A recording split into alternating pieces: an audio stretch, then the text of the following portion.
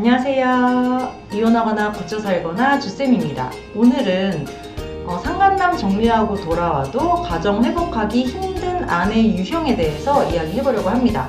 구독과 좋아요 눌러주세요. 남편분들이 저랑 상담하면서 참 많이 물으십니다. 상간남 정리하고 돌아온다고 하더라도 우리가 회복이 가능할까요? 저 여자는 저에 대한 반감이 너무 심해서 상간남을 쳐내도 절대 저한테는 돌아오지 않을 것 같습니다. 돌아온다고 하더라도 잘못을 용서해달라고 빌면 제가 못 이기는 척하고 받아주겠지만 저 여자 지금 하는 걸로 봐서는 절대 용서를 빌 여자가 아닙니다. 그런데도 제가 상간남 쳐내려는 노력을 해야 될까요? 그냥 이혼하는 게 서로가 좋은 일 아닐까요? 이런 얘기를 많이 하세요. 그럼 제가 이렇게 말씀드리죠. 지금 아내의 모습은 상간남이라는 좀비한테 물려가지고 정신 못 차리는 상황입니다. 지금 좀비가 하는 말과 행동에 따라서 이혼을 결정하시면 안 돼요. 좀 시간이 지난 후에 좀비가 아닌 사람이 된 후에 그때 아내가 하는 말과 행동과 눈빛을 보고 결정해도 늦지 않습니다. 일단 상간남부터 떼내고 사람부터 만듭시다. 이렇게 말씀을 드립니다. 근데 간혹 이런 경우가 있습니다.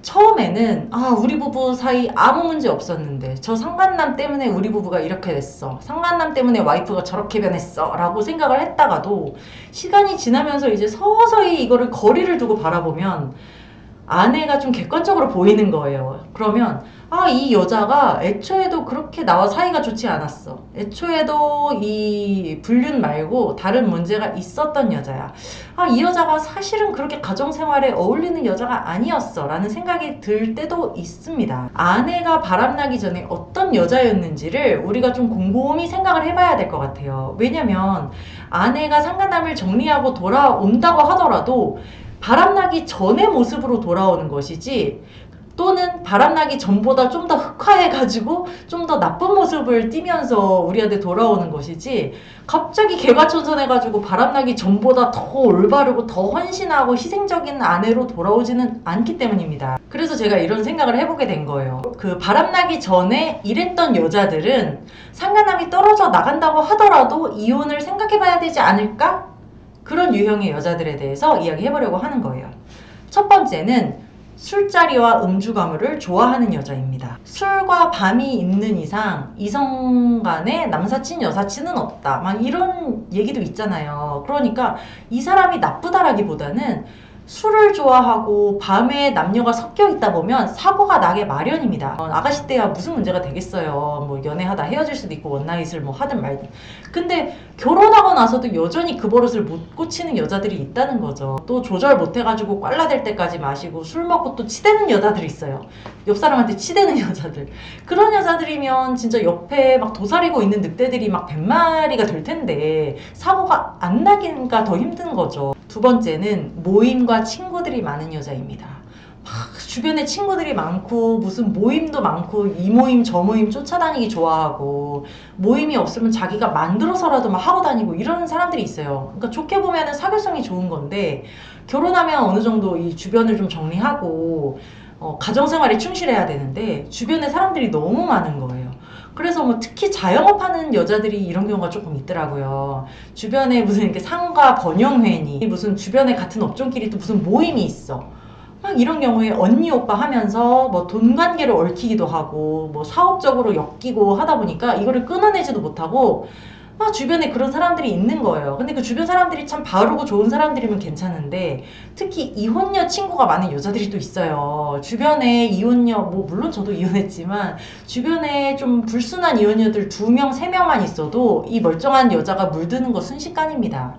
그 여자들이 이제 옆에서 부추기거든요. 그러니까 막 이혼해라고 하는 건 아니지만, 아내가 요만큼의 불만, 남편에 대한 불만이나 불화를 얘기를 했을 때 주변에 이혼한 사람들은 이혼에 대해서 쉽게 얘기하잖아요. 야 그러고 어떻게 살아? 야 그럼 쫌팽이, 야 너 어떻게 그러고 사니? 야 너는 이혼하면은 지금보다 더 잘 될 수 있어, 뭐하러 그런 남자 비위 맞춰주면서 살아?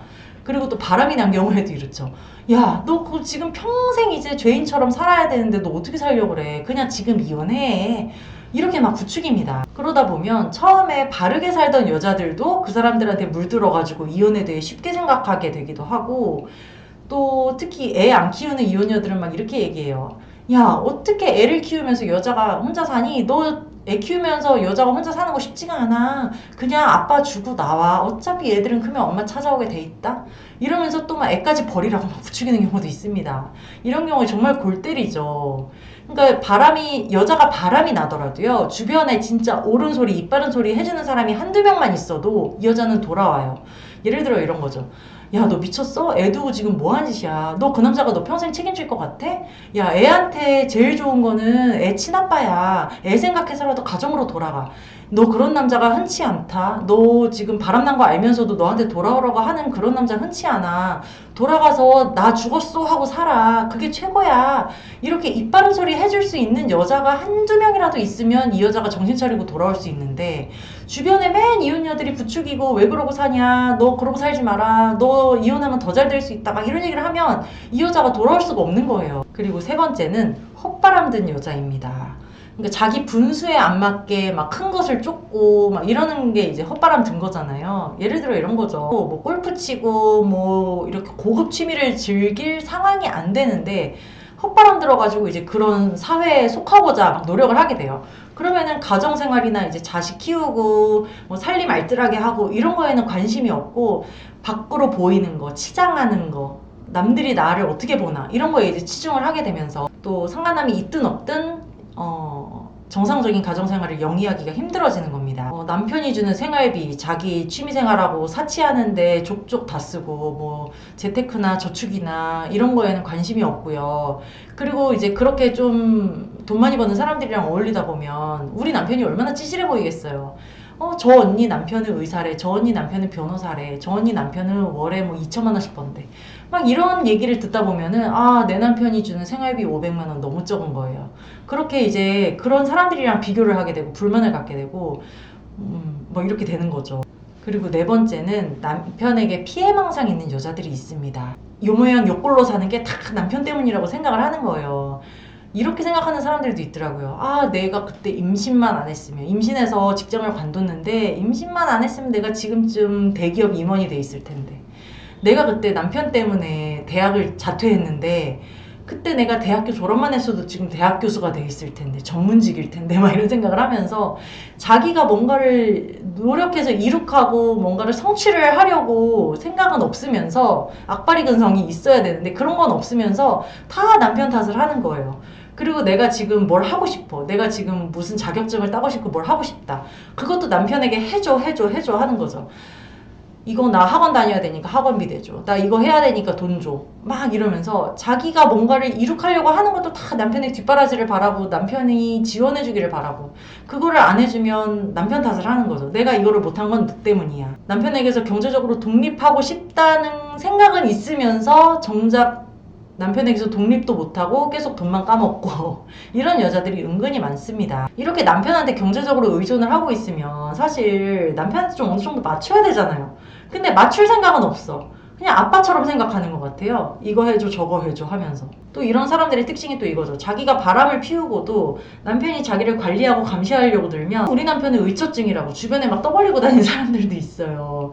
그러면은 이제 아내가 바람 피우는 남자들은 이게 자기 치부 같기도 하고, 어차피 내가 데리고 살 우리 애기 엄마인데 우리 애기 엄마가 바람 피웠다고 얘기하기도 좀 그러니까는 어디다가 심지어 처가에도 얘기를 못하고 이렇게 입 꾹 다물고 있는데, 이 여자가 오히려 더 설치고 다니면서 우리 남편 날 너무 감시해, 우리 남편 날 너무 사랑하나 봐, 우리 남편 의처증인가 봐 이러면서 막 자기가 떠벌리고 다녀. 그리고 다섯 번째는 모성애가 없는 여자입니다. 우리가 예전에도 막 때리고 뭐 집 나가서 생활비도 안 주고 막 이런 남편이랑 살면서도 엄마들이 꾹 참고 살았던 게 다 애 때문인 거잖아요. 모성애 때문에. 근데 이렇게 모성애가 없는 여자들은 뉴스에도 나오잖아요. 애를 재워놓고 상간남이랑 모텔을 쳐다니고, 갓난 애기를 어린이집에 맡겨놓고 바람을 피우고 다니고, 애 밥도 안 주고 상간남이랑 술 먹으러 다니고, 막 이런 여자들이 있어요. 집안일에 흥미가 없고 가정주부 역할에 별로 충실하지 않는 여자들인 거죠. 애는 알아서 큰다면서 냉동식품 애가 혼자 돌려먹고 라면을 끓여먹고 이렇게 만들고, 자기는 자기 자아를 찾아 떠난다면서 맨 남자들이랑 술 먹으러 다니고. 그리고 또 이런 여자들은 자기가 월급 200만 원, 300만 원이 된다 그러면은 내 월급 가지고 애를 어떻게 키우냐면서 자기는 이혼할 건데 내 월급 가지고 애를 못 키운다 이거예요. 그래서 돈 잘 버는 남편이 키우는 게 훨씬 낫다 이러면서 애도 남편한테 주고 이혼하고 싶어 합니다. 모성애는커녕 애를 오히려 자기가 이용하는 경우도 많아요. 애를 가스라이팅 해가지고 이혼하는데 막 애를 이용하고 남편이랑 애 사이를 갈라놓으면서 남편과 애를 둘 다 좌지우지하고 이런 나르시시스트 같은 여자들도 되게 많죠. 그래서 이런 여자들이랑은 이 여자가 바람을 피건 아니건 간에 사실 가정을 정상적으로 이렇게 이끌어 나가기는 너무 힘들어 보이더라고요. 그렇다고 우리가 저런 년 그냥 버려버려 나 저런 여자 돌아와도 못 살아 하고서는 그냥 덜컥 이혼을 해버리면 나중에 후회하시는 분들이 되게 많습니다. 물론 그 순간에는 후련하고 내가 잘 선택한 거다 라고 이렇게 생각을 할 수가 있겠지만 시간이 지날수록 남자들도 혼자 산다는 게 쉬운 게 아니고요. 그리고 또 만약에 애를 이런 여자한테 주고 이혼을 했어. 그러면은 현타가 와요. 내가 잘못한 것도 아닌데 내가 애도 내 맘대로 못 키우고 못 보고 저런 여자한테 내가 양육비를 뜯겨가면서 이렇게 살아야 되다니. 막 이런 생각을 하면서 이제 후회하는 분들도 많고요. 애를 내가 키우는 경우에도 너무 힘든 거지. 고쳐서 살아볼 걸 그랬나? 하는 후회를 많이 하십니다. 그래서 제가 항상 이런 말씀을 드려요. 애엄마가 어떤 여자이든 간에 부모가 된 이상은 애를 위한 선택을 하면서 인생을 살아갈 수밖에 없다. 근데 애엄마가 아무리 나쁜 인간이라고 하더라도 내 새끼한테 필요한 여자면 데리고 사는 거예요. 그러니까 내 새끼한테 친엄마보다 좋은 여자는 이 세상에 없잖아요. 그거를 그냥 받아들이고 내 애를 위해서 이 여자랑 그래도 살아야 되겠으면은 이 여자랑 회복해서 사는 선택을 하자는 거죠. 그래서 내 새끼 생각해서 이 세상 어떤 여자보다도 내 새끼를 위해서는 친엄마가 제일 낫다. 이 여자랑 그냥 살아야지 생각하고 그럭저럭 그냥 참으면서 꾸역꾸역 살다 보면 또 회복이 될 수도 있어요. 그리고 나중에 이혼을 하게 되더라도 애는 어느 정도 컸을 거고 남편분도 이 아내에 대한 마음이 확 접어져가지고 이혼해도 전혀 아쉬울 게 없는 상황이 될 수도 있고 그리고 또 남편분이 이혼했다 생각하고 이 여자랑 그냥 그럭저럭 살다 보면은 이제 이 여자 없이 내가 잘할 수 있겠구나 애도 내가 키울 수 있겠는데 하는 자신감이 또 붙어요. 그때 이혼을 하셔도 된다 이거죠. 그래서 저는 최소한 6개월에서 12개월 한 1년 정도까지 상간남을 떼내는 노력을 하면서 1년만 버텨보셔라. 1년 버티면 내가 이혼을 할까 말까 하는 상태가 아니라 나는 이혼해야 되겠다. 이혼해서 내가 더 잘 살 수 있겠다. 이런 상태가 될 수도 있고 1년이 지났더니 이 여자가 좀비가 아니라 인간으로 돌아와서 가정생활에 충실할 수도 있어요. 그럼 그때 가서 그냥 살아도 되는 거고요. 그래서 너무 섣부르게 결정을 하지 마시고 이혼의 기준을 아내에게 두지 말고 내 욕구에 두셔라. 이 여자가 필요한지 안 필요한지 딱 그거만 생각하셔라. 이렇게 저는 말씀을 드립니다. 네, 오늘은 여기까지 하고요. 이거나 거거나 카페에 들어오시면 제가 쓴 칼럼도 있고 다른 분들의 사연도 있으니까요. 들어오셔서 위로받고 정보도 나누셨으면 좋겠습니다. 다음 시간에 또 만나요.